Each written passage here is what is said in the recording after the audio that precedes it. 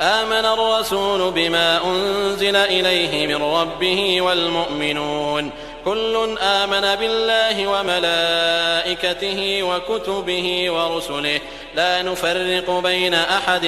من رسله وقالوا سمعنا وأطعنا غفرانك ربنا وإليك المصير. لا يكلف الله نفسا إلا وسعها لها ما كسبت وعليها ما اكتسبت ربنا لا تؤاخذنا إن نسينا أو أخطأنا ربنا ولا تحمل علينا إصرا كما حملته على الذين من قبلنا ربنا ولا تحملنا ما لا طاقة لنا به واعف عنا واغفر لنا وارحمنا أنت مولانا فانصرنا على القوم الكافرين.